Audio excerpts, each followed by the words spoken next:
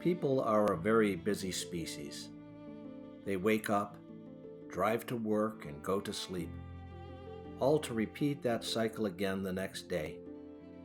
You take walks, eat dinners, go to baseball games, celebrate holidays. But by the end of it all, your actions have caused more harm to the environment than good.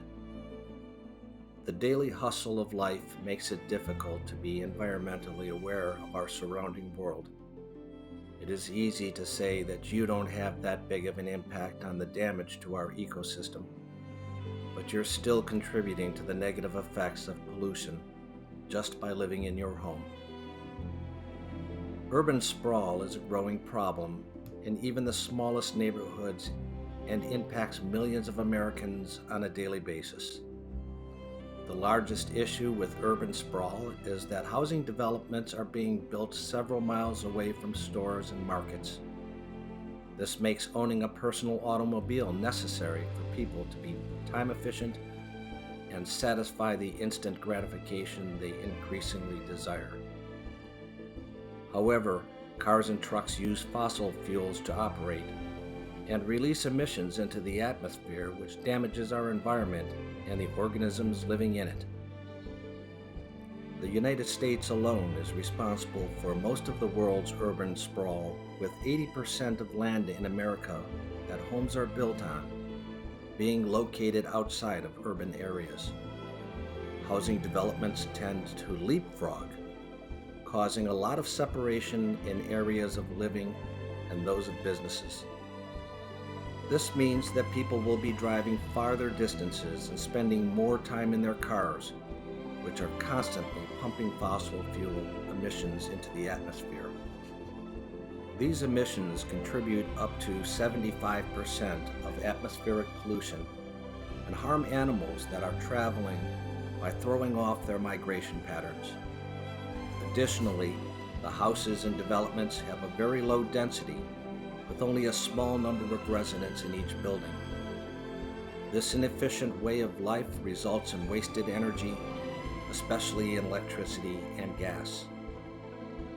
As our population continues to grow, more low-density homes will be built with gas, electricity, and fossil fuels, all going carelessly to waste. This begs the question: what can be done to preserve the resources our planet depends on?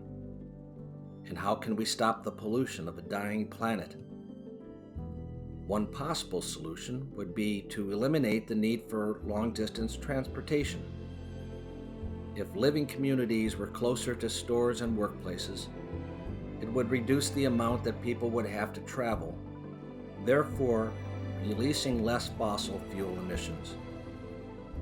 Alternate forms of transportation that are more friendly to the environment include walking, biking, or taking public transit when possible. This will also help people to stay fit and to keep their bodies in shape. Not only is it important that we use these healthy forms of transportation, but also that we reduce the number of private cars and transportation methods that are harming the environment. Owning a car might be convenient, but every time you drive, you're emitting more fossil fuels into the atmosphere, causing damage to wildlife all around the world. If society was more open to using public busing systems rather than relying on their own automobiles, it could greatly reduce the spread of air pollution from fossil fuel emissions. There are, however, automobiles designed to be more environmentally friendly. Tesla is creating electric vehicles that are not powered by fossil fuels and release significantly less emissions than a gas-powered car. Vehicles made by Tesla are simply the most efficient electric vehicles to date. The use of solar panels also allows for solar energy to be a healthy substitute to the large amounts of gas and electricity we use on a daily basis. It keeps our world less polluted and more energy efficient. Urban sprawl pushes and pulls people in all different directions. but the need for it to stop should bring us together. There are solutions to the problems that are killing our planet, and it all begins with you.